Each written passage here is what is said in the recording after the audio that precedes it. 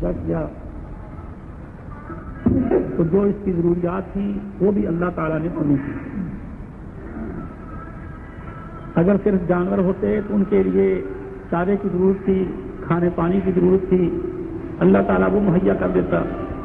لیکن چونکہ اس کائنات میں انسان جو ہے یہ سب سے اوپر ہے, سب سے اشرف ہے, اللہ تعالیٰ نے نہ صرف یہ کہ کھانے کا, پینے کا, رہنے سہنے کا انتظام کیا, بلکہ انسان کے لیے اللہ تعالیٰ نے اس کی عقل کی خوراک, چونکہ یہ عقل والا ہے, اللہ نے نبیوں کا سلسلہ بھی جاری کیا اور کتابیں بھی نازل فرمائیں.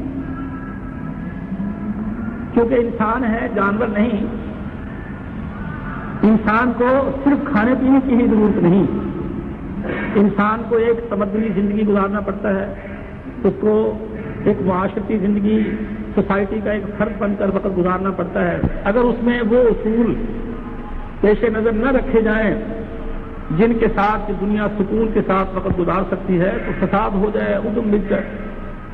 تو اس لیے اللہ تعالیٰ نے اس دنیا کی زندگی کو بھی کامیاب بنانے کے لیے اور انسان کے انجام یعنی آخرت کو بہتر بنانے کے لیے اللہ تعالیٰ نے انبیاء کا سلسلہ جاری کیا اور انبیاء کی ہدایت کے لیے اللہ تعالیٰ نے کتابیں نازل فرمائیں. بڑی سادہ سی لاجیکل بات ہے کہ انسانوں کی ہدایت کے لیے انسان کی ضرورت تھی. بڑی بدیہی سی اور سادہ سی بات ہے, بلکہ اس سے بھی بڑھ کر جس قوم کو سمجھانا منظور ہو, اگر اسی قوم کا کوئی آدمی ہو تو زیادہ مؤثر ہوتا ہے. اسی وجہ سے نبی اپنی اپنی قوموں میں آئے. چنانچہ آپ قرآن مجید پڑھ کر دیکھ لیں, نوح علیہ السلام اپنی قوم کی طرف آئے, کذبت قوم نوح المرسلین اذ قال لهم اخوهم نوح. نوح علیہ السلام کی قوم کو اللہ تعالیٰ نے نوح علیہ السلام پیغمبر دیے اور نوح علیہ السلام کو ان کا بھائی بتایا. اسی طرح سے لوط علیہ السلام اور دوسرے پیغمبر اپنی اپنی قوم میں آئے تاکہ جتنی قرابت ہوگی, جتنا قرب ہوگا, اتنی ہی بات جو ہے وہ زیادہ سمجھ میں آئے. اب یہ مسئلہ تو کوئی مسئلہ ہی نہیں جو جس پر آج مسلمان لڑ رہے ہیں کہ حضور بشر تھے یا نور تھے. اللہ تعالیٰ تو اس چیز کا بھی لحاظ کرتے ہیں کہ نبی اسی قوم میں سے, باہر کی قوم کا آئے گا تو لوگوں کے لیے یہ ایک بوجھ کی بات ہوگی کہ بھئی یہ ٹھیک نہیں ہے.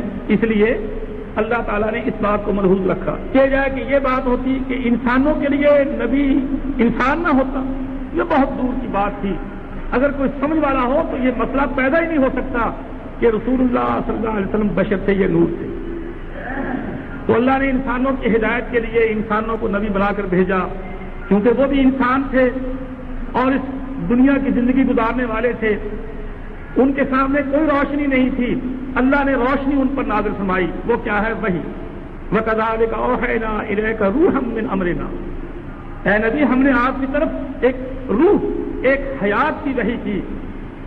اور وَلَٰكِن جَعَلْنَاهُ نُورًا نَهْدِي بِهِ مَن نَّشَاءُ. ہم نے اس کو نور بنایا جس کی روشنی میں آپ خود بھی چلتے ہیں اور پھر لوگوں کو بھی وہ روشنی دکھاتے ہیں. وَإِنَّكَ لَتَهْدِي إِلَىٰ صِرَاطٍ مُّسْتَقِيمٍ, تاکہ لوگ صحیح راستے پر چل سکیں. قرآن نے فرمایا مَا كُنتَ تَدْرِي مَا الْكِتَابُ وَلَا الْإِيمَانُ. اے نبی, اس وحی سے پہلے, یہ قرآن کے الفاظ ہیں, اس وحی کے آنے سے پہلے آپ کو یہ پتہ نہیں تھا کہ قرآن کیا ہوگا. مَا كُنتَ تَدْرِي, آپ نہیں جانتے تھے, مل کتاب, وہ کتاب کیا ہوگی, ولل ایمان, اور آپ کو یہ پتہ بھی نہیں تھا کہ ایمان کیا چیز ہوتی. لیکن وَلَٰكِن جَعَلْنَاهُ نُورًا نَّهْدِي بِهِ مَن نَّشَاءُ مِنْ عِبَادِنَا. ہم نے اس وحی کے ذریعے سے آپ کو بتایا کہ یہ کتاب قرآن ہے اور یہ قرآن جو ہے ہدایت کی کتاب ہے. شروع میں بالکل ذالک الکتاب لا ریب فیہ, لوگوں یہ اللہ کی طرف سے کتاب آئی ہے, اس میں کوئی شک و شبہ نہیں.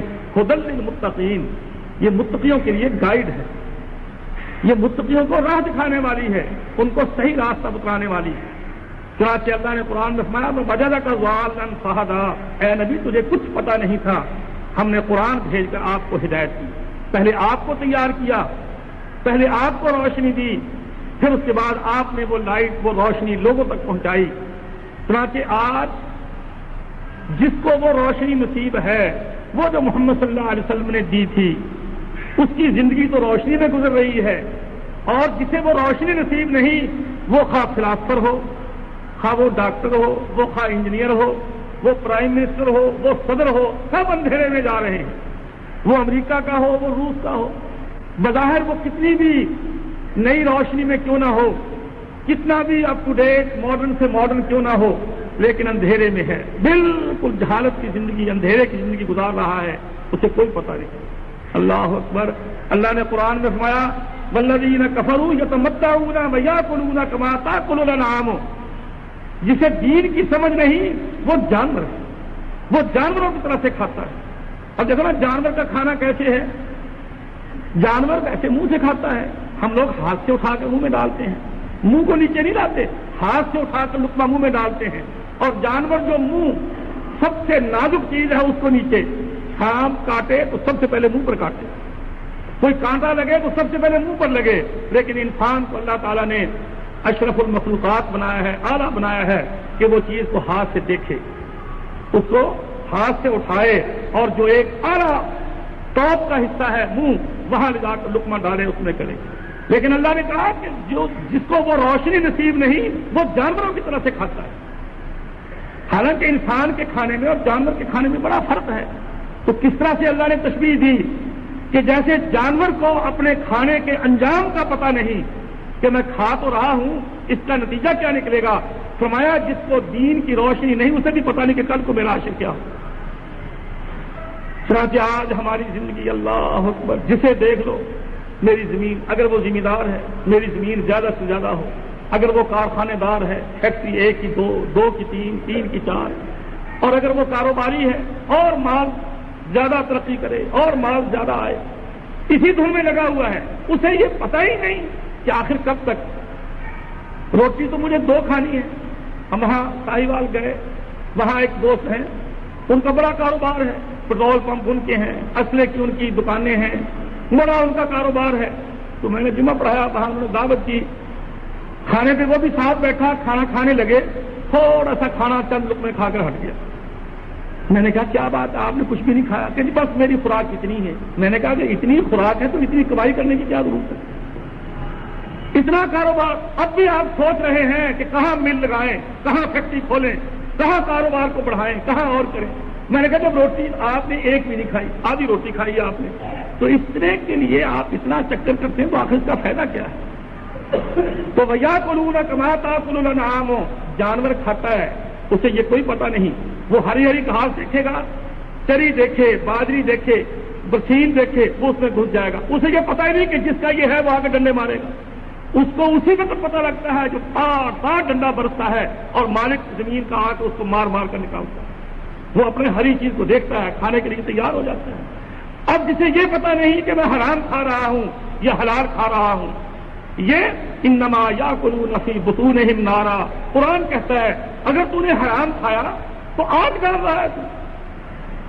جو جسم، جو گوشت، جو خون، رسول اللہ صلی اللہ علیہ وسلم نے فرمایا غذی بالحرام، جس کی غذا حرام ہو وہ زیادہ لائق ہے آگ کے کہ خدا اس کو دوزخ میں ڈال کر جلائے۔ اب یہ جانوروں والی زندگی، اگر یہ ہدایت نہ ہوتی تو انسان میں اور جانور میں بالکل کوئی فرق نہ ہوتا۔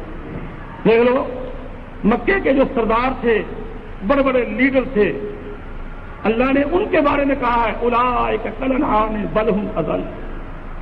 ہمارے بھائی قرآن پڑھتے ہیں، اس کا ترجمہ دیکھتے ہیں کہ اللہ نے کہا یہ لوگ جانوروں جیسے ہیں، بلکہ جانوروں سے بھی گئے گزرے ہیں۔ تو ہمارے عام اردو دان طبقے کے ذہن میں یہ بات آتی ہے کہ یہ ان پڑھ ہے، اور ان پڑھ جاہل جو ہے جی وہ جانور ہی ہوتے ہیں، حالانکہ یہ مطلب بالکل نہیں قرآن کا۔ قرآن نے جانور کن کو بتایا؟ لیڈروں کو، جو مکے کے چودھری تھے، جو مکے کے اپنے آپ کو قائد کہتے تھے، ان کو خدا نے جانوروں سے بھی گئے گزرے بتایا۔ ان پڑھ جانور نہیں ہوتا، ان پڑھ انسان ہے۔ صحابہ سارے ان پڑھ تھے، لیکن دیکھ لو اللہ نے کیسا ان کو زبردست مفکر بنایا، کیسی ان کو سمجھ دی۔ جہالت جو ہے، ان پڑھ ہونا، یہ جانور ہونا نہیں، جانور ہونا یہ ہے کہ اپنے انجام کو نہ سوچیں۔ چنانچہ آج کی دنیا کو دیکھ لیں، اللہ اکبر، بازاروں میں چلے جائیں، کچہریوں میں چلے جائیں، کسی جگہ اڈے پر چلے جائیں، دنیا جیسے بچے کھیل رہے ہوتے ہیں، دوڑ بھاگ یہ وہ، اللہ یاد ہی نہیں، تصور ہی نہیں کہ یہ دنیا یہ بازار یوں ہی نہیں لگا رہے گا، ایک دن یہ ختم ہو جائے گا اور اللہ کے سامنے جیسے عدالت میں ملزم کھڑا ہوتا ہے اللہ کے سامنے جا کر کھڑا ہونا ہوگا. خدا سوال کرے گا کہاں سے کمایا اور کہاں خرچ کیا، کہاں سے کمایا، کس طرح سے کمایا، کہاں سے کمایا، کیسے خرچ کیا، حساب. پھر اس وقت کیا انسان جواب دے گا؟ اس لیے اللہ تعالیٰ نے دنیا میں ہی کتابوں کے ذریعے اور نبیوں کے ذریعے ہمیں وہ راہ عمل بتا دیا، وہ راہ عمل بتا دی، لاہ عمل بتا دیا کہ دیکھو اگر زندگی کامیاب بنانا چاہتے ہو، جانوروں کے زمرے سے نکلنا چاہتے ہو تو قرآن کی روشنی میں زندگی گزارو. کھاتے وقت دیکھو حلال کا لقمہ تمہارے منہ میں جائے، حرام کا لقمہ تمہارے منہ میں نہ جائے. تم سے ظلم نہ ہو، تمہارے ہاتھ سے تمہاری زبان سے تم سے کسی کو ناجائز تکلیف نہ پہنچے ورنہ وہاں چل کر بھوتو.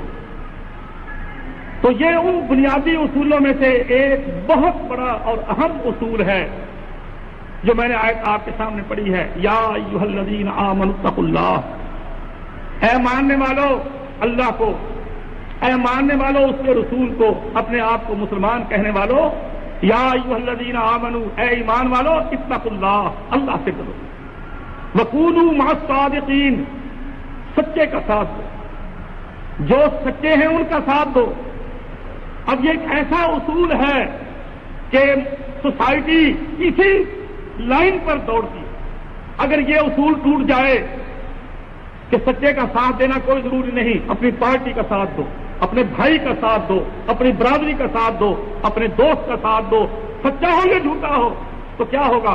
سارے معاشرے میں فساد ہو جائے گا، سکون ختم ہو جائے گا، امن اڑ جائے گا، وہ سوسائٹی کبھی بھی کامیاب نہیں ہوگی. اسی لیے امام ابن تیمیہ کہتے ہیں اگر کسی ملک میں کفر ہو لیکن وہاں ظلم نہیں ہوتا، وہاں کا بادشاہ ظلم نہیں ہونے دیتا، انصاف کرتا ہے، تو وہ ملک بچ سکتا ہے، وہ ملک آباد رہ سکتا ہے. اور اگر کسی ملک میں اسلام ہو، مسلمان ہو، نعرے مارنے والے، کلمے پڑھنے والے ہوں لیکن ظالم ہوں، کسی کی عزت محفوظ نہیں، کسی کا مال محفوظ نہیں، وہ ملک گیا ہی گیا، آج گیا یا کل گیا، وہ گیا ہی. جس ملک سے عدل اٹھ جائے، سچ کی تائید اٹھ جائے، وہ ملک کبھی بھی امن میں نہیں ہو سکتا. اب ہمارے ملک میں بڑی بدامنی ہے، کوئی پولیس کو مورد الزام ٹھہراتا ہے کہ جی پولیس خراب ہے، کوئی معاشرہ بگڑا ہوا ہے، کوئی کسی کو کچھ کہتا ہے، کوئی کچھ کہتا ہے، کوئی کچھ کہتا ہے. لیکن حقیقت کیا ہے؟ حقیقت وہی کہ اس مسلمان کو سچ اور جھوٹ کی پہچان نہیں، اس کو سچے اور جھوٹے کی کوئی پہچان نہیں ہے، سچے کی قدر نہیں اور جھوٹے کے بارے میں دل میں نفرت نہیں. ہمارا حال تو یہ ہے، اللہ میرا رحم کرے، ہم نے مولویوں کو بھی دیکھا ہے، دوسروں کو بھی دیکھا ہے. اگر مولوی کا لڑکا کسی کی بیوی، کسی کی عورت نکال لایا، کسی کا حق مار کر لے آیا، پیسہ لے آیا، مولوی اس کی زبان سے کروائے گا، مولوی اس کا دفاع کرے گا، اس کے لیے مارا مارا پھرے گا کہ میرا بیٹا جو ہے وہ رہائی مل جائے، اس نے جو بھی جرم کیا یہ چھوٹ جائے، اسے کوئی کچھ نہ کہنے والا. میرا بھائی کو ظلم کرے میں اس کا ساتھ دوں گا، عدالتوں میں اس کے ساتھ جاؤں گا، ضمانتیں اس کی کرواؤں گا، سب کچھ کروں گا. کیوں؟ اس لیے کہ مجھے اسلام کا یہ بنیادی اصول کہ یا ایھا الذین آمنوا اتقوا اللہ، اے مسلمانوں اللہ سے ڈرو، وکونوا مع الصادقین، سچے کا ساتھ دو. میرے بھائیوں، یہ سچ صرف عدالتوں میں ہی ضروری نہیں کہ مجسٹریٹ طرفین کے بیان سن لے، جج جو ہے دونوں طرف کے بیان سن لے، پھر اس کے بعد جو اسے سچ نظر آئے وہ فیصلہ نہیں. یہ صرف عدالت میں ہی ضروری نہیں، زندگی کے ہر شعبے میں اس کی ضرورت ہے. اور میرے بھائیوں، اگر یہ اصول سادہ سا اصول ہو تو پھر آپ یہ دیکھیے گا ہمارے وکیل اب اگر فیس لے لی ہے، پیسے لے لیے ہیں اور اسے صراحتاً پتہ ہے کہ میرا موکل جو ہے وہ جھوٹا ہے، یہ کیس بالکل فرضی ہے، لیکن وہ دیکھو جی وہی تو پیسے حلال کرتے ہیں، میں نے جو فیس لے لی ہے، پیسے طے کیے ہیں، میں تو وہ لوں گا، حلال کروں گا۔ اب وہ حلال کیا کرے گا؟ خود حرام ہو جائے گا۔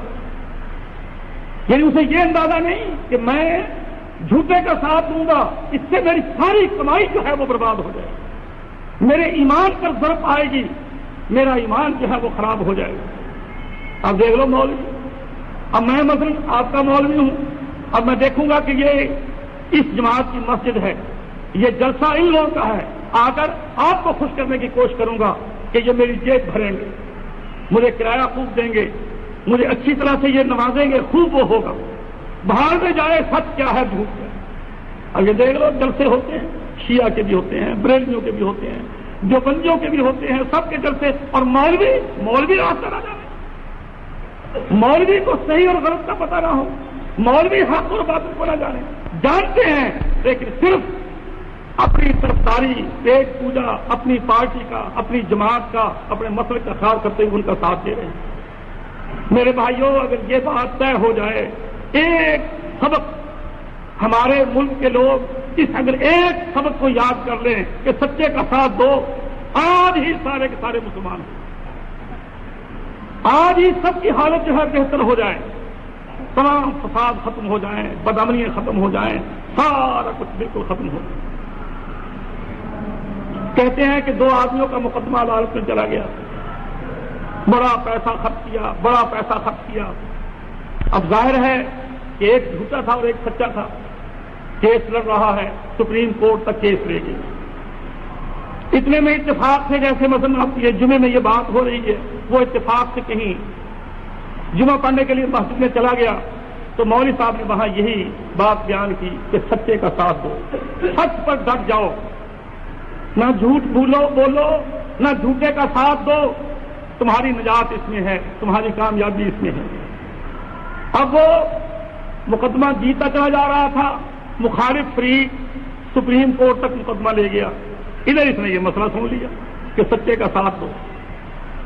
اب وہاں سے فیصلہ ہو رہا تھا، اور اکثر عام طور پر یہی ہوتا ہے کہ جو ہائی کورٹ نے کر دیا اوپری کورٹ وہی کر دیتی ہے، سپریم کورٹ وہی کر دیتی ہے۔ اس میں ایمان آ گیا، اس نے جا کر پہلا بیان یہ دیا کہ میں جھوٹا ہوں، میرا کیس خارج کر۔ کہ جب میں نے سن لیا اور میں مسلمان، لیکن یاد رکھیے گا میرے بھائیوں، مسلمانوں کے گھر پیدا ہونے سے آدمی مسلمان نہیں ہوتا۔ ہم جتنے بھی مسلمان ہیں کیسے مسلمان ہیں؟ خاندانی مسلمان ہیں۔ ہم خاندانی مسلمان ہیں کہ میں مسلمان اس لیے کہ میرا باپ مسلمان ہے، ورنہ اسلام کسے کہتے ہیں؟ اسلام خاندانی اسلام کوئی چیز نہیں ہے۔ اسلام یہ ہے کہ آپ کو اللہ اور اس کے رسول کی بات مل گئی، آپ اس پر لگ گئے، تب تو مسلمان، ورنہ بے شک آپ سید ہوں، آپ پٹھان ہوں، آپ کچھ بھی کیوں نہ ہوں، اگر اللہ اور اس کے رسول کی بات آپ پر ایسے گرتی ہے جیسے پتھر پر بارش گرتی ہے، گری اور بہ گئی، پتھر کو کوئی فائدہ نہیں، تو آپ کا حال بھی بالکل وہی ہے، آپ پر اسلام کا کوئی اثر نہیں۔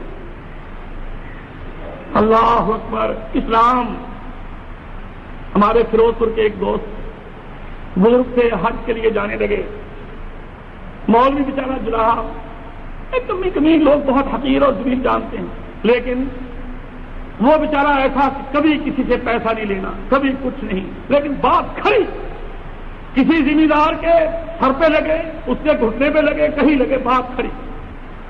اب وہ چودھری آدمی، حاجی فتح دین، بڑا چودھری آدمی، مولوی نے کہا بھائی فتح دین، تو حج پہ جا تو رہا ہے، لیکن اتنی زمین تو نے رہن رکھی ہوئی ہے، اتنے سال سے کھا رہا ہے، یہ کمائی کو حلال تو نہیں، کیا فائدہ حج؟ پہلے لوگوں میں کچھ نہ کچھ خدا خوفی بھی ہوتی۔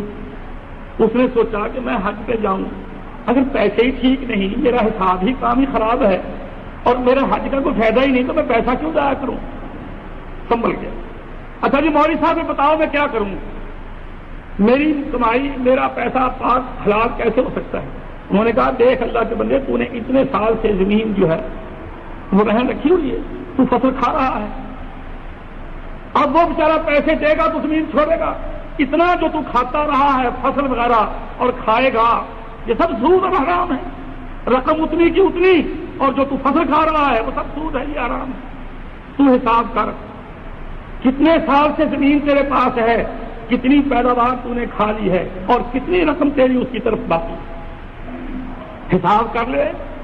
اس کی زمین اگر رقم پوری ہو گئی زمین مفت چھوڑ دے، اگر کسر باقی ہے اس سے حساب کر، بھائی اتنی رقم تیری کٹ گئی، میں نے پیداوار کھا لی ہے، اتنی رقم تیری باقی ہے وہ مجھے ادا کر دینا، یا اتنی دیر تک میں زمین رکھوں گا، جب وہ رقم پوری ہو جائے گی میں تیری زمین واپس کر دوں گا۔ اس نے وہ جنہوں نے رہن رکھی تھی زمین، پہلے جا کر اس سے بات کی طے کی، تو نتیجہ نکلا کہ وہ پیداوار کھا چکا تھا، پوری ہو چکی تھی، تھوڑا بہت تو فرق ہوگا، اس نے زمین اس کو واپس کر دی۔ مولوی کہنے لگا جا اب حج کے لیے جا، تو پاک ہو کر جا رہا۔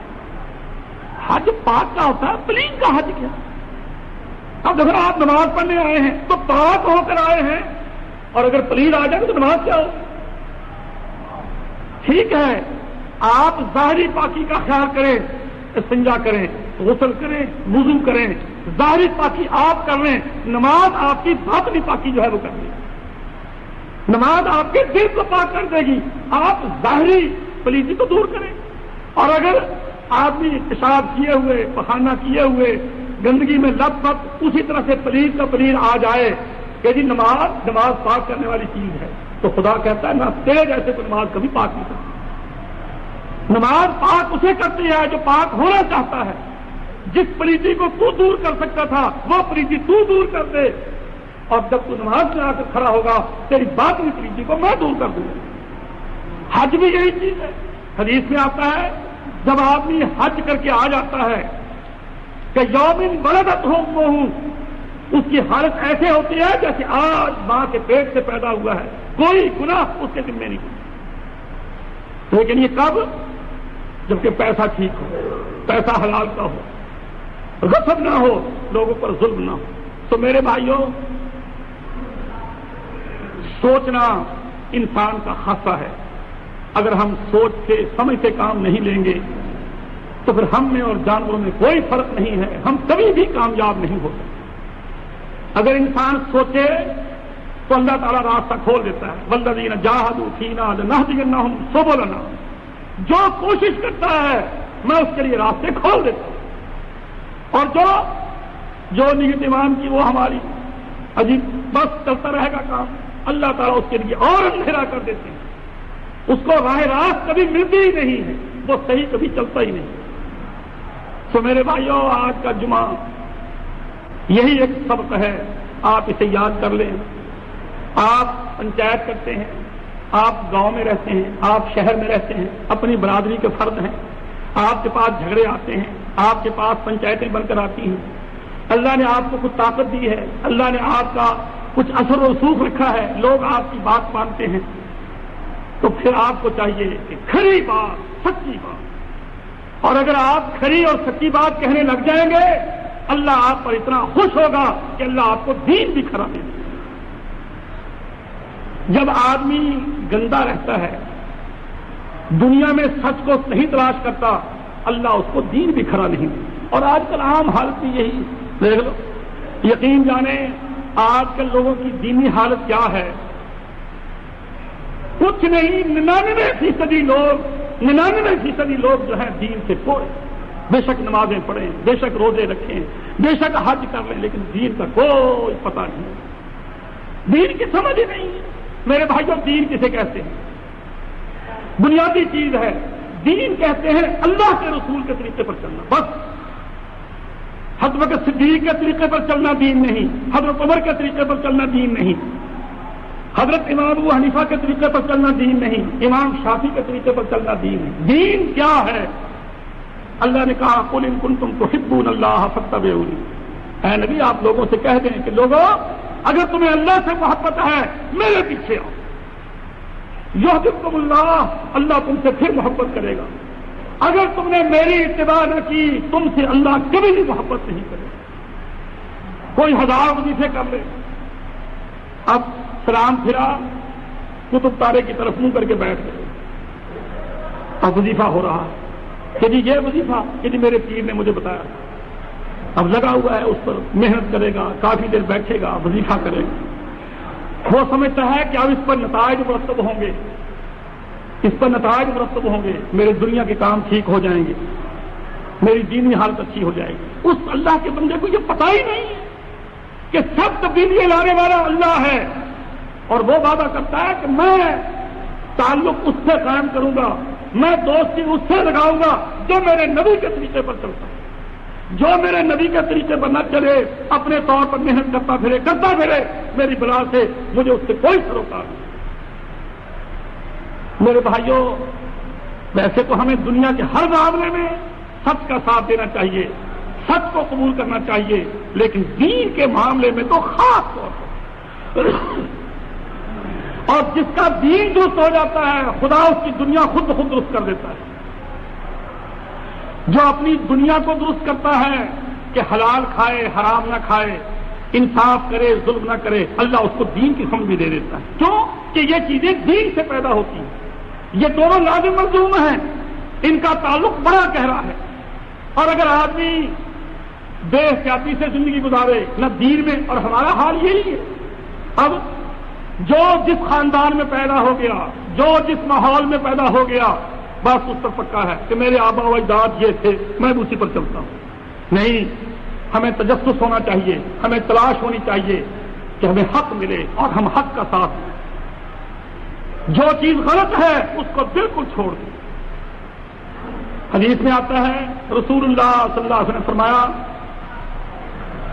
ایک دفعہ آپ نے واعظ کیا، صحابی کہتا ہے کہ ایسا واعظ کیا کہ لوگوں کی آنکھوں سے آنسو جاری ہو گئے، لوگ رونے لگ گئے، اور ہر ایک کے دل میں یہ خیال آنے لگا کہ شاید ایسے معلوم ہوتا ہے کہ جیسے آپ نے یہ آخری واعظ کیا، آپ ہم سے جدا ہو رہے ہیں، رخصت ہو رہے ہیں۔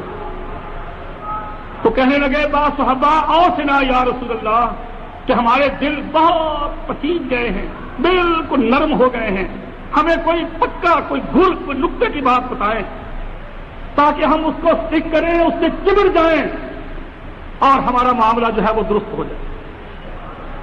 آپ نے فرمایا، دیکھو، جو دنیا میں زندہ رہے گا، من یعش منکم، جو تم میں سے زندہ رہے گا، فسیرا اختلافا کثیرا، وہ دنیا میں دیکھے گا کہ بڑا اختلاف ہو، دینی اختلاف، سیاسی اختلاف، بڑا اختلاف ہوگا۔ اس میں کیا کرے وہ؟ اس کو چاہیے فعلیکم بسنتی وسنت الخلفاء الراشدین، اس کو چاہیے کہ میرا طریقہ نہ چھوڑے، جو میرا طریقہ ہے، یا میں نے اپنے شاگردوں کو وہ طریقہ سکھایا ہے جس پر وہ چل کر لوگوں کو دکھائیں گے، اس طریقے کو نہ چھوڑے۔ عضوا علیہا بالنواجذ، اس بات کو دانتوں کے نیچے دبا لو، جیسے ہم کہتے ہیں گرا دے دے، اس بات کو نہ بھولنا۔ ہدایت کی راہ، نجات کی راہ راست یہی ہے۔ تم 15ویں صدی میں آؤ، تم 14ویں صدی میں آؤ، تم 13ویں صدی میں آؤ، تم 12ویں صدی میں آؤ، ہمیشہ کوشش یہ کرو کہ دیکھو کہ اللہ کے رسول کی اور صحابہ کی زندگی کیا ہے۔ اور آج اللہ میرا معاف کرے، دیکھ لو ہمارے ملک کا حال۔ اب کہتے ہم یہ ہیں کہ اسلام آئے اور سیکھتے ہم امریکہ سے، لانا اسلام ہے اور مشورے امریکہ سے ہوتے ہیں۔ بھلا اسلام کیسے آئے گا؟ یعنی ہمارے سامنے نمونہ، ہمارے سامنے صحابہ کی زندگی ہے ہی نہیں۔ ہمارے بچوں کو نام، کمال یہ ہے، نام تو رکھ لیں گے خالد، کہ یہ میرے لڑکا پیدا ہوا ہے، میں بھی خالد نام رکھوں گا، میں بھی عمر فاروق نام رکھوں گا۔ ارے نام رکھنے سے کیا ہو جائے گا جب اس کو ٹامی بڑھائے؟ بچے کا نام تو عمر فاروق رکھ دیا اور بچہ داڑھی مڈائے، ارے تیرا بیٹا نام عمر فاروق رکھا ہے، داڑھی مڈا، کوئی بات نہیں ہے، بس ٹھیک۔ اب یہ کیا ہے؟ یہ منافقت نہیں، یہ دھوکہ نہیں۔ نام خالد رکھے، نام خالد رکھے کہ وہ فاتح، وہ مجاہد، وہ غضب کا زبردست آدمی، لیکن زندگی کیسی ہو؟ زندگی نہیں، سب ٹھیک، سب ٹھیک، اسلام ہو یا کفر ہو، سب ٹھیک، اپنے جگہ پر سب ٹھیک۔ کہتی ہیں میرا خامد فوت ہو گیا، اور ابو سلمہ ان کے خامد تھے، بڑے نیک، بڑے متقی، بڑے پرہیزگار۔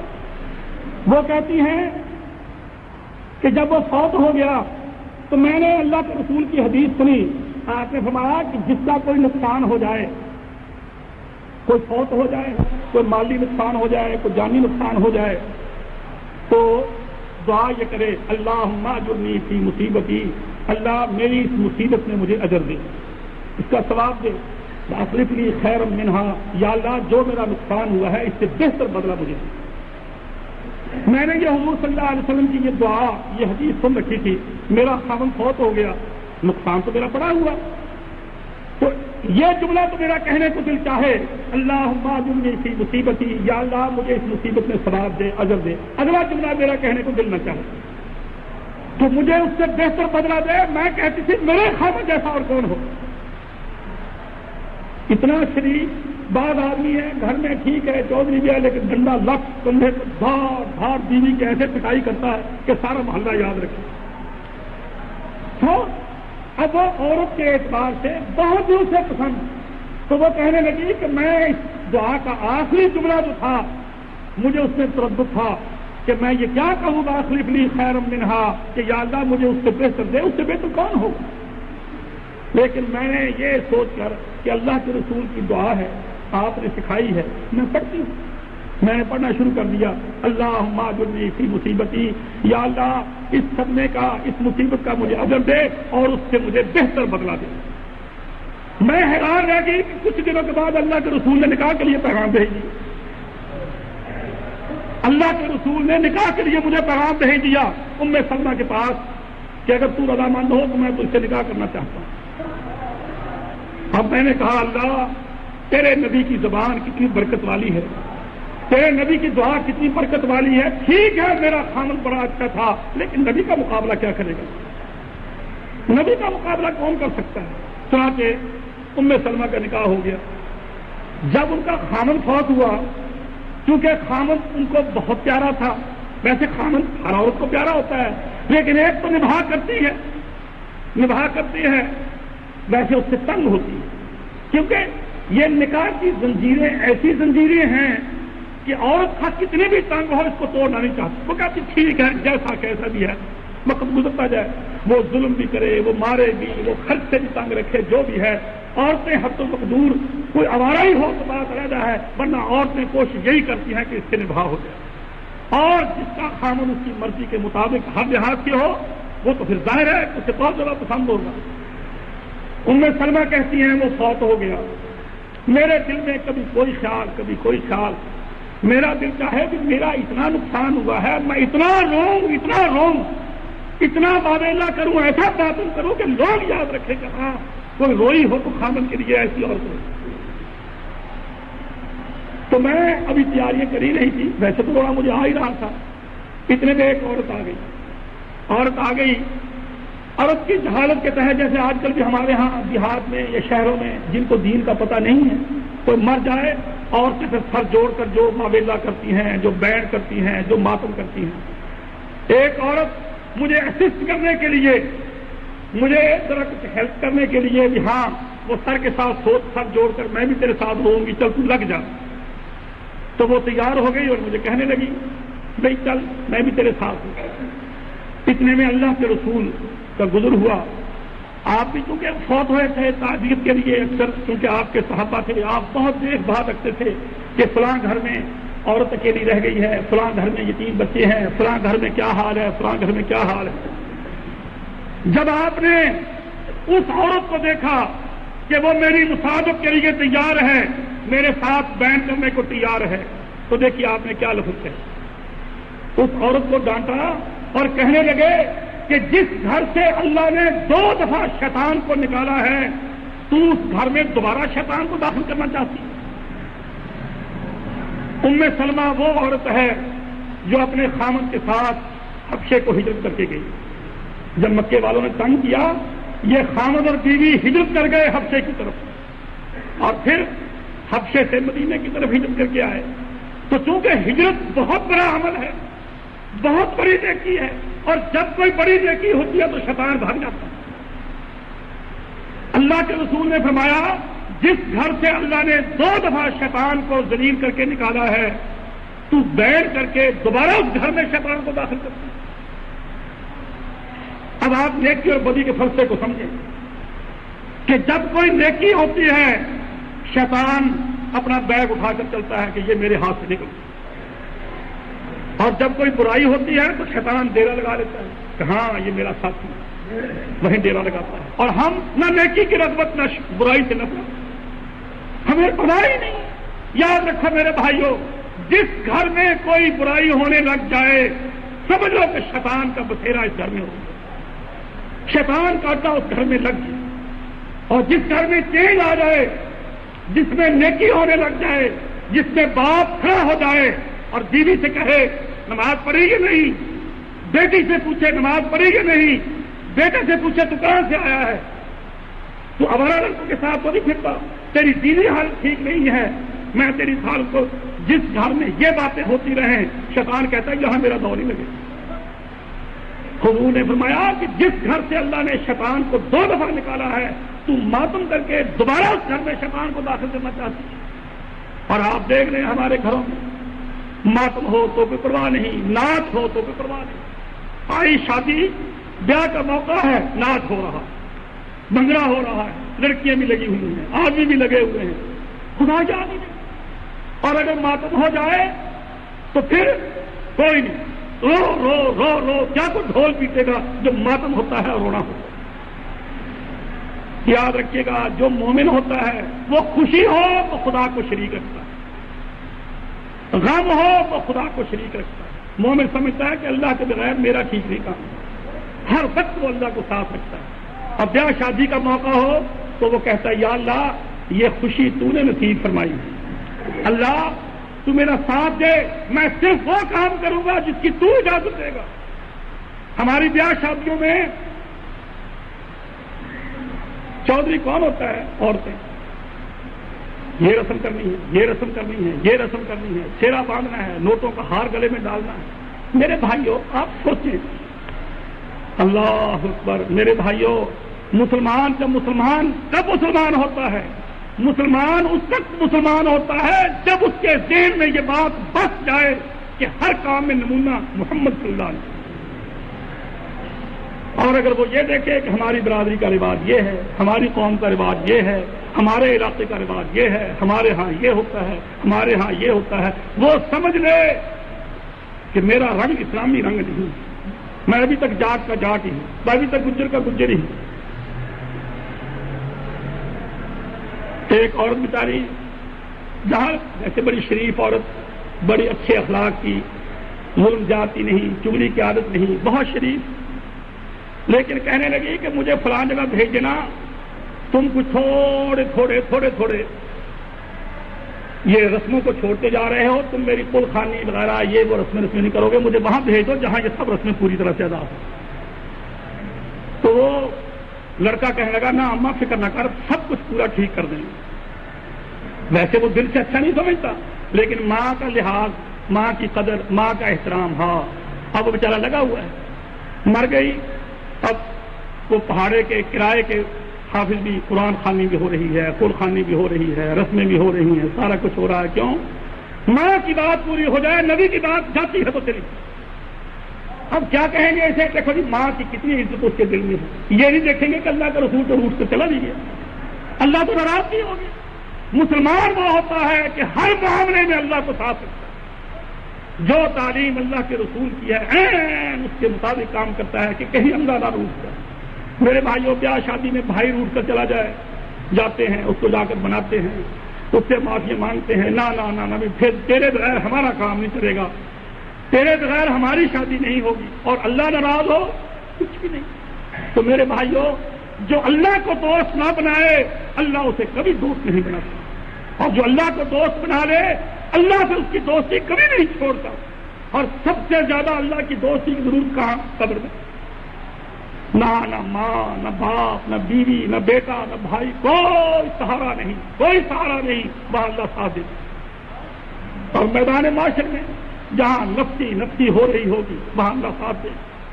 میرے بھائیوں مسلمان ہو جاؤ، یہ نہ سمجھو کہ جی ہمیں کہتے ہیں مسلمان ہو جاؤ، ہم تو پکے رجسٹرڈ مسلمان ہیں، ختم ہم نے کروا رکھے ہیں، نام ہمارا عبداللہ، عبدالستار، محمد، احمد۔ نہ، یہ اسلام نہیں ہے۔ اسلام کیا ہے؟ جو ہی اللہ کے رسول کی بات آپ کے کان میں پڑ جائے بس، پھر اس کے بعد آپ کے سامنے آپ کی برادری کوئی چیز نہیں۔ دنیا داری کوئی چیز نہیں، اللہ کے رسول جو کہیں گے۔ اب آپ سوچئے جب یہاں سے چلے جائیں گے، وہاں ہوں گے، وہاں آپ کی برادری آپ کے کام آئے گی۔ جب اللہ پکڑ لے گا تو برادری چھڑا لے گی، برادری آپ کی ضمانت کروا لے گی۔ کیا کرے گی برادری؟ کچھ نہیں کر سکتی۔ لیکن اللہ کا ساتھ جو ہے یہ بہت ضروری ہے۔ اگر اللہ ساتھ ہوگا تو آپ کو کوئی تکلیف نہیں پہنچی۔ میں نے پچھلے میں آپ کو بتایا تھا، جب سختی زیادہ ہوگی وہاں تو خدا اپنے بندے سے کہے گا، اے میرے بندے، جب دنیا میں موجیں اٹھتی تھی، طوفان اٹھتے تھے، تو اس وقت میرے ساتھ دل لگاتا تھا، اب بھی تو میرے پاس آ جا، تجھے کوئی پریشانی نہیں۔ پھر دنیا کو جیسے پریشان کرتی ہے، یہ ان کے ذہنوں میں انتشار تھا، یہ اپنے آپ کو اللہ پر کنسنٹریٹ نہیں کرتے تھے۔ ان کو پھرنے دے، پریشان ہونے دے، تو میرے پاس آ جا۔ چنانچہ خدا اسے اپنے عرش کے سائے میں جگہ دے گا جہاں شدت کی گرمی ہوگی اور وہاں عرش کے نیچے بالکل آرام ہوگا۔ میرے بھائیوں، ہم اگر جمعہ پڑھ کر اپنے اندر کوئی چینج نہ پیدا کریں، یہ جمعہ میں نے کئی دفعہ یہ بات واضح کی ہے، یہ ساتویں دن جو جمعہ آتا ہے، ظہر کی نماز کو بدل کر یہ جمعہ آتا ہے، 4 رکعتوں کی 2 رکعتیں اڑا کر اللہ نے یہ خطبہ رکھا ہے، یہ تقریر رکھی ہے۔ کیوں؟ اسی لیے تاکہ چیزیں تازہ ہوتی رہیں، آپ کو ٹیکہ لگتا رہے، آپ اپنی اصلاح کرتے رہیں، آپ کو نماز میں محبت ہو، نماز آپ کی درست ہو۔ اور میرے بھائیوں، میں آپ سے بار بار عرض کرتا ہوں، جو سوچتا نہیں وہ انسان نہیں، جو اپنی عقل سے کام نہیں لیتا وہ انسان نہیں۔ اور اگر آپ عقل سے کام لیں گے، آپ کے لیے سارے مسئلے حل ہو جائیں گے، آپ کے لیے کوئی پریشانی نہیں رہے گی۔ اب دیکھو، ہمارا عام مسلمان بھائی یہ سمجھتا ہے ہر کلمہ کو مسلمان، ہر کلمہ کو مسلمان۔ کوئی اس سے پوچھے کہ سناب تو نے کلمہ پڑھا ہے کہ جی ہاں، لا الہ الا اللہ محمد رسول اللہ۔ ارے لا الہ الا اللہ کے کیا معنی ہیں؟ لا الہ الا اللہ کے کیا معنی ہیں؟ کہ جی اللہ کے سوا کوئی الہ نہیں، اللہ ہی الہ ہے۔ بھئی الہ کسے کہتے ہیں؟ معبود کو۔ اب پوچھے تو نماز پڑھتا ہے، تو خدا کی عبادت کرتا ہے کہ جی میں تو نماز نہیں پڑھتا۔ اللہ کے بندے تیرا الہ کہاں سے ہوا؟ جو نماز نہ پڑھے لا الہ الا اللہ 1000 دفعہ پڑھے اسے کوئی فائدہ ہی نہیں، کیونکہ لا الہ الا اللہ میں یہ ہے، لا الہ الا اللہ میں یہ ہے کہ اللہ الہ ہے، اس کے سوا کوئی الہ نہیں، وہ معبود ہے، اس کے سوا کوئی معبود نہیں، اور یہ عبادت کرتا نہیں، تیرا تو معبود ہی نہیں ہوا۔ جب وہ تیرا معبود نہیں، تیرا لا الہ الا اللہ گیا، ختم ہو گیا۔ تو آپ نے جب بھی کبھی لوگوں کو واعظ کیا، لوگوں کو سوچ کی، فکر کی، سمجھنے کی دعوت دی، اور پھر فرمایا، میں جو آپ سے وہ حدیث بیان کر رہا تھا بہت دیر بعد والی، کہ اگر تو زندہ رہا تو تو دیکھے گا کہ دنیا میں اتنا اختلاف پیدا ہوتا ہے، اتنا اختلاف پیدا ہوتا ہے، اور جب اختلاف ہو تو پھر رہنمائی کی ضرورت ہوتی ہے۔ اب آپ اگر ایک ہی سڑک جاتی ہو، اس پر جانا آسان ہے، لیکن جہاں چوک آ جائے، کئی راستے نکلتے ہوں اور آپ کو راستے کا پتہ نہ ہو تو وہاں آپ رک جائیں کہ یہ راستہ یوں جاتا ہے، ایک یوں جاتا ہے، ایک یوں جاتا ہے، مجھے کدھر جانا چاہیے؟ پھر آپ وہاں پوچھیں۔ اب یہ اختلاف ہمارے عالموں کا پیدا کیا ہوا، یہ مذہبی اختلاف، اللہ میرا معاف کرے، اس قدر اختلاف ہے، اس قدر اختلاف ہے جس کی کوئی حد نہیں۔ یہ مسجد یہ اوروں کی، یہ مسجد یہ اوروں کی ان کے لحاظ سے، وہ مسجد وہ اوروں کی ان کے لحاظ سے، جامع مسجد اوروں کی ان کے لحاظ سے، ہر ایک کا مذہب علیحدہ علیحدہ، فرقے، اختلاف، کوئی نماز کیسے پڑھتا ہے، کوئی کام کیسے کرتا ہے، کوئی کیسے کرتا ہے۔ اب ایک لے مین، بالکل ان پڑھ آدمی جسے کوئی وہ نہیں ہے، اگر وہ عقل سے کام نہ لے کبھی راہ راست پا نہیں سکتا۔ جب راستے کئی نکلتے ہوں، وہاں جب تک صحیح رہنمائی نہ ہو آدمی صحیح راستے پر جا نہیں سکتا۔ تو آپ نے فرمایا فَإِنَّهُ مَن يَعِشْ، جو زندہ رہے گا میرے بعد، فَسَيَرَىٰ اخْتِلَافًا كَثِيرًا، وہ دیکھے گا کہ بڑا اختلاف ہے۔ فرمایا تمہاری کامیابی کی، تمہاری نجات کی، تمہاری صحیح راہ پر چلنے کی صورت کیا ہے؟ بس مجھے نہ بھولنا، میرے راستے کو نہ چھوڑنا، ہمیشہ یہ دیکھنا کہ اللہ کے رسول کی تعلیم کیا ہے۔ اب جانبداری سے بتائیے، آج ہمارے ذہنوں میں یہ بات ہے، اب دیکھ لو ہمارا ملک کس اختلاف میں الجھا ہوا ہے. اس ملک کا نظام جمہوری ہو, سوشلزم ہو, کمیونزم ہو, اسلام ہو, کیا ہو. اب پھر جمہوریت, انہوں نے جمہوریت کو اسلامی بنا دیا, اسلامی جمہوریت. حالانکہ جمہوریت کفر کا نظام ہے, جمہوریت کفر کا نظام ہے. اسلامی لگا کر اس کو مسلمان کر دیا, اسلامی جمہوریت. تو دوسروں نے کہا کہ جب جمہوریت اسلامی ہو سکتی ہے تو سوشلزم کیوں نہیں مسلمان ہو سکتا. انہوں نے کہا اسلامی سوشلزم, انہوں نے سوشلزم کو مسلمان کر دیا. لیکن جو مسلمان ہوگا, جو اسلام سے واقف ہوگا, وہ دیکھے گا کہ حضور صلی اللہ علیہ وسلم کا دور کیا تھا, خلفائے راشدین کا دور کیا تھا. اسی لیے اگر آپ غور کریں, آپ نے فرمایا اختلاف میں تمہارے بچاؤ کی صورت کیا ہے. فرمایا علیکم بسنتی, میرے طریقے کو نہ چھوڑنا. لیکن چونکہ سیاست, انتظامی امور, یہ حکومت کا معاملہ حضور کے زمانے میں یہ زیادہ ڈیولپ نہیں تھا, اتنا ترقی یافتہ نہیں تھا. آپ نے صحابہ کو شامل کیا بسنت الخلفاء الراشدین. کیوں؟ نظام حکومت جو ہے اس کو سناتے. مطلب یہ ہو گیا کہ اگر تم نے دین, نماز کیسے پڑھنی ہے, روزہ کیسے رکھنا ہے, یہ مسائل, تو میری سنت, میرا طریقہ. اور اگر تم دیکھو یہ کہ امور مملکت کیسے چلانے ہیں, حکومت کیسے چلانی ہے, خلفائے راشدین ان کے طریقے کو دیکھو. لیکن ہم نے کہا جمہوریت, ہر 5 سال بعد الیکشن, ہر 3 سال بعد الیکشن, صدارتی نظام, اور اس کے بعد یہ دوسرا نظام, یہ تیسرا نظام. ہزار کہو, ارے تم مسلمان ہو, اللہ کے رسول کو دیکھو, خلفائے راشدین کو دیکھو, کبھی ادھر آتے ہی. اور اسی طرح سے دوسرا مذہب کا دیکھ لیں. اب دیکھیے ہمارے یہ جتنے مسائل ہیں, آمین کا جھگڑا, رفع دین کا جھگڑا, الحمد کا جھگڑا, طلاق کا جھگڑا. اب یہ طلاق کا, اللہ میرا معاف کرے, شاید ہی کو دن جاتا ہو جب طلاق کا مسئلہ لے کر کوئی نہ کوئی آ نہ جائے. ابھی یہ چشتیاں کا ایک آدمی آیا کہ جی میرا بیٹا ناراض ہو گیا, پچھلے جمعے کی بات ہے. اس نے غصے میں بیوی سے کہا تو حرام دی. بیوی نے کہہ دیا تم بھی حرام دا. اسے بڑا غصہ آیا کہ اچھا اس نے مجھے حرام, اس نے طلاق دے دی. اب وہ دونوں پشیمان ہیں, خامد بھی رو رہا ہے, بیوی بھی رو رہی ہے. اس نے کہہ دیا تجھے طلاق, اچھا تو مجھے حرام دا بتا. اس نے کہا تجھے طلاق طلاق طلاق. اس نے 3 طلاقیں دی. ہم جی وہاں وہ بڑے مولوی صاحب ہیں, مہر علی شاہ صاحب, ہم ان کے پاس گئے, ان سے جا کر کہا کہ جی ہمارے لڑکے نے یہ غلطی کر لی ہے, اس نے 3 طلاقیں دے دی ہیں, تو اب کیا کریں. تو وہ کہنے لگے کہ تم حنفی ہو, کہ جی ہاں ہم حنفی ہیں. اچھا حلالہ کرواؤ.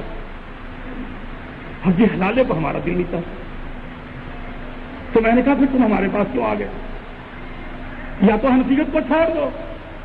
اگر تم یہ مسئلہ تمہیں راس نہیں آیا تو حنفیت کو چھوڑ دو, کہ تم یہ دیکھو کہ یہ تمہیں مسئلہ قرآن حدیث کا چاہیے, اور ہمارے پاس قرآن حدیث کی بات ہے. ہم حنفی نہیں, ہم شافعی نہیں, ہم وہابی نہیں, ہم مالکی نہیں, ہم حنبلی نہیں. اگر قرآن حدیث کی بات چاہیے تو صرف تمہاری بیوی کو حلال کرنے کے لیے قرآن حدیث کی ضرورت نہیں, نماز میں بھی قرآن حدیث کی ضرورت ہے, نکاح طلاق میں بھی قرآن حدیث کی ضرورت ہے, حج میں, زکات میں, روزے میں, ہر مسئلے میں قرآن حدیث کی ضرورت ہے. تو پھر تو ٹھیک ہے. تو میں نے کہا تم مجھے یہاں لکھ کر دو کہ میں آئندہ سے حنفیت سے توبہ کرتا ہوں اور اہل حدیث بنتا ہوں. کہنے لگا یہ اچھا مجھے مشورہ کر لینے جا کر. میں نے کہا ہاں سوچ کر آنا. وہ بیچارہ سوچ کر آ گیا کہ جی ہاں ہم اہل حدیث, ہم توبہ کرتے ہیں, اور بالکل معاملہ جو کئی آدمی ایسے آتے ہیں وہ سارا ہی معاملہ چلتا ہے. اب یہ ساری باتیں یہ کیوں پیدا ہوتی ہیں؟ اس لیے کہ لوگوں نے یہ سمجھ رکھا ہے کہ دین کچھ کسی کا, کچھ کسی کا, کچھ کسی کا. ہمارے جگہ مولویوں کا, امام حنیفہ بھی برحق, امام شافعی بھی برحق, امام مالک بھی برحق, امام احمد بن حنبل بھی برحق, وہ بھی سچے, وہ بھی سچے. لیکن ہم ایک امام کو مانتے ہیں, باقی کی بات ہم نہیں مانتے. کس قدر مغالطہ ہے. اللہ کے رسول نے فرمایا کہ دیکھو تم دیکھو نا, اللہ کے رسول امام ہیں. اللہ کے رسول کو امام کس نے بنایا؟ اللہ. امام ابو حنیفہ کو امام کس نے بنایا؟ لوگوں نے. اب اگر آپ حنفی بنیں گے, آپ شافعی بنیں گے, آپ مالکی بنیں گے, آپ حنبلی بنیں گے, اس امام کے پیچھے چلیں گے جو خود ساختہ ہے, جو تم نے بنایا. اور ہم یہ کہتے ہیں کہ جس کو اللہ نے امام بنایا ہے محمد صلی اللہ علیہ وسلم، اس کے پیچھے چلو، تمہارے سارے عقدے حل ہو۔ صحابہ نے، اب ہمارے سامنے حالات ہیں کس قدر دنیا میں اختلاف، فرقے اور یہ اور وہ، تو پھر آپ نے فرمایا یہودی تباہ ہوئے، ان میں فرقے پیدا ہوئے، عیسائی تباہ ہوئے، ان میں فرقے پیدا ہوئے، میری امت بھی جب تباہ ہوگی، اگر پہلے 72 تھے، پہلی امتوں میں 72 فرقے تھے، میری امت کے 73 فرقے ہوں گے، پہلی امتوں سے بھی بڑھ جائیں گے فرقوں میں۔ فرمایا الا ملۃ واحدہ، فرقے بہت بن جائیں گے لیکن صحیح ایک ہوگا جو راہ راست پر ہوگا، باقی کلہم فی النار، سب کے سب غلط ہوں گے اور غلط راہ پر چلیں گے، اور غلط راہ پر چلنے والا لازم دوزخ میں پہنچے گا۔ صحابہ نے پوچھا پھر یا رسول اللہ نشانی کیا ہے، ہمیں پتہ کیسا لگے کہ حق والا کون ہے؟ فرمایا مان علیہ و صحابی، جو فرقہ آج موجود ہے، جو جماعت آج موجود ہے، میں اور میرے صحابہ جو اس پر رہے گا وہ حق پر ہے، باقی سب باتیں۔ میرے بھائیوں، آپ میں بہت سے پڑھے لکھے لوگ بھی ہیں، دیکھیے اگر آپ سوچ اور سمجھ سے، عقل سے کام لیں گے، میں آپ کو بتاتا ہوں کسی فرقے کے کھڑے ہونے کی 3 بڑی چیزیں ہیں، 3 خاص وصف ہیں، 3 بڑی علامتیں ہیں۔ جو ان 3 چیزوں سے عاری ہو وہ سچا فرقہ نہیں، وہ جھوٹا ہے، وہ غلط ہے، وہ بناوٹی ہے۔ سب سے پہلی بات تو یہ کہ وہ جماعت، وہ فرقہ حضور کے زمانے میں جو بعد میں بنا ہے، آپ کی زندگی کے بعد بنا ہے، وہ کبھی بھی سچا نہیں ہو سکتا، ہاں اس میں عالموں کی لائن کیوں نہ لگی ہوئی۔ یہ وہ پکا اصول ہے کہ جس میں بار برابر بھی شبہ نہیں ہوگا، کیونکہ جو بعد میں ہوگا، جو بعد میں بنے گا، اس کی کیا گارنٹی ہے کہ وہ سچا ہے یا جھوٹا ہے؟ اور جو بھی کچھ بعد میں ہوا ہے حضور کے بعد، وہ زوال ہے، وہ کمال نہیں ہے، وہ گمراہی کی صورت ہے۔ اب ہمارے سامنے جو ہے زیادہ تر سلسلہ چلتا ہے حنفیوں کا ہے، حنفیوں میں 2 قسمیں، دیوبندی اور بریلویوں کا ہے۔ اب اگر آپ میں کوئی دوست حنفی ہو، اور اکثر ہیں، آپ سوچئے کیا حضور کے زمانے میں کوئی حنفی تھا؟ جبکہ امام ابو حنیفہ جن کے نام پر یہ جماعت ہے، جن کے نام پر یہ فرقہ ہے، 80 ہجری میں پیدا ہوتے ہیں، حضور کے 70 سال بعد جا کے وہ پیدا ہوتے ہیں، اور حنفی جو بنتے ہیں 400 سال کے بعد حنفی مذہب یہ مدون ہوتا ہے۔ لہذا حنفی فرقہ کبھی بھی حق نہیں ہو سکتا، کبھی بھی حق نہیں ہو سکتا۔ کیوں؟ حضور کے زمانے میں یہ فرقہ بالکل نہیں، یہ پہلی نشانی۔ اچھا کون سا فرقہ تھا؟ ایک جو نہ حنفی تھا، نہ شافعی تھا، نہ مالکی تھا، نہ حنبلی تھا، نہ وہابی تھا، کچھ نہیں تھا۔ کیا کرتے تھے؟ قرآن اور حدیث، اللہ کے رسول کی سنت پر عمل کرنے والے تھے، حضور کی بات پہنچ گئی اس پر عمل کرنے والے۔ یہی جو ہم آپ کو دعوت دیتے ہیں۔ پہلی بات کیا ہے؟ پہلا معیار کیا ہے کہ فرقہ وہ حق ہو سکتا ہے جو حضور کے زمانے میں بھی ہے۔ دوسری بات کیا ہے کہ وہ ہر زمانے میں چلا رہا ہو، یہ نہیں کہ اب ہے کل نہیں، آج ہے کل کو ختم ہو جائے، کیونکہ اگر کہیں بھی وہ ختم ہو جائے تو اس کے معنی یہ ہو گیا کہ ہدایت دنیا سے مفقود ہو گئی، نئے نبی کی ضرورت ہے۔ اس لیے حضور نے فرمایا لا تزال طائفۃ من امتی علی الحق، میری امت میں سے ایک گروہ حق والا ضرور موجود رہے گا، منصورینا، اللہ ان کی مدد کرے گا، ظاہرینا، دلائل کے اعتبار سے وہ ہمیشہ غالب رہیں گے، اللہ ان کی مدد کرتا رہے گا، لا یضرهم من خالفهم، جو ان کی کوئی مخالفت کرے، من خذلهم، جو ان کا ساتھ چھوڑ دے، ان کا کچھ نہیں بگاڑے گا، وہ پھر بھی حق بات جو کہتے رہیں گے۔ چنانچہ دیکھ لیں ہر زمانے میں قرآن حدیث کے ماننے والے جو کسی امام کی تقریر کرنے والے نہیں تھے وہ موجود رہے، حتیٰ کہ آخری زمانہ کون سا ہوگا؟ جب امام مہدی بھی ہوں گے اور عیسیٰ علیہ السلام بھی آ جائیں گے۔ اب دیانتداری کی بات سوچیں، جب عیسیٰ علیہ السلام آئیں گے، وہ جیسا کہ بعض روایتوں میں آتا ہے 40 سال، حدیث میں آتا ہے آ کر نکاح کریں گے، فیتزوجوا، آ کر نکاح کریں گے، وَیُولَدُ لَهُ، ان کی اولاد ہوگی، زمین پر آباد رہیں گے، اس کے بعد فوت ہوں گے وَيُدْفَنُ مَعَيَ فِي قَبْرِي، فرمایا میرے ساتھ میرے حجرے میں دفن ہوں گے۔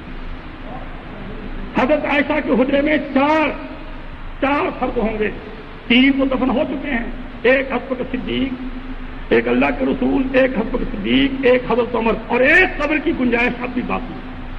جب عیسیٰ علیہ السلام آئیں گے وہ فوت ہوں گے تو وہ وہاں دفن ہوں گے، یہ حدیث مشکاۃ شریف میں موجود ہے۔ اب سوچئے کہ عیسیٰ علیہ السلام حنفی ہوں گے،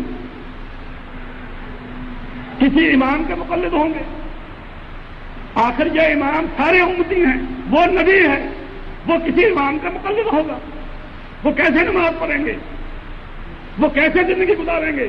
لازمی بات ہے کہ وہ رسول اللہ صلی اللہ علیہ وسلم کی سنت پر عمل کریں گے۔ نہ حنفی ہوں گے، نہ شافعی ہوں گے، نہ مالکی ہوں گے، نہ وہابی ہوں گے، نہ حنبلی ہوں گے، نہ یہ ہوں گے، نہ وہ ہوں گے، وہ صرف اللہ کے رسول کے طریقے پر چلنے والے ہوں گے۔ اور میرے بھائیوں، اللہ کے رسول کے طریقے پر چلنا یہ بہت بڑی سعادت ہے۔ حدیث میں آتا ہے اللہ تعالیٰ نے موسیٰ علیہ السلام سے ذکر کیا، حضور صلی اللہ علیہ وسلم کا جب شرف بیان کیا تو موسیٰ علیہ السلام نے کہا یا اللہ مجھے اس آخری نبی محمد صلی اللہ علیہ وسلم کی امت میں ہی پیدا کر دے، مجھے محمد صلی اللہ علیہ وسلم کا امتی بنا دے۔ لیکن چونکہ اللہ نے ان سے کام لینا تھا ان کو نبی بنایا۔ موسیٰ علیہ السلام کی بھی یہ خواہش ہے کہ وہ حضور کے امتی ہوتے، چنانچہ عیسیٰ علیہ السلام اللہ کے رسول کی پیروی کریں گے، وہ حنفی نہیں ہوں گے، وہ شافعی نہیں ہوں گے، مالکی کسی فرقے میں وہ نہیں ہوں گے۔ یہی طریقہ ہوگا جس کی میں آپ کو دعوت دے رہا ہوں، قرآن حدیث اللہ کے رسول کی پیروی۔ تو نتیجہ یہ نکلا کہ اگر آج حنفی زوروں پر ہیں، دیوبندی ہوں یا بریلوی ہوں، عیسیٰ علیہ السلام کے زمانے میں حنفی کا نام و نشان نہیں ہو۔ جب عیسیٰ علیہ السلام نہیں حنفی ہوں گے تو لوگ حنفی کہاں سے ہوں گے؟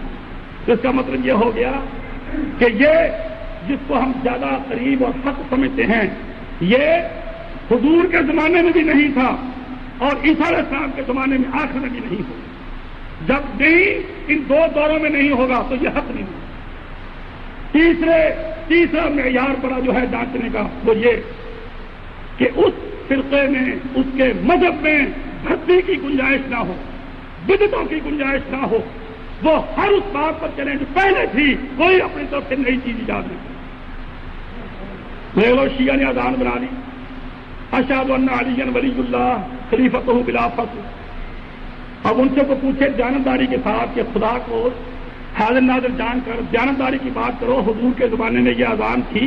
وہ کہیں گے صاف نہیں، حضور کے زمانے میں تو نہیں تھی۔ اس کا مطلب ہے تم بھرتی کرنے کے عادی ہو نا، بدعتیں تم کر سکتے ہو۔ اب یہ دیکھ لو، یہ ختم، یہ مولود، یہ میلاد، یہ صلاۃ سلام اذانوں سے پہلے، یہ دن رات جو ایک شور پڑتا ہے، یہ حضور صلی اللہ علیہ وسلم کے زمانے میں نام و نشان نہیں۔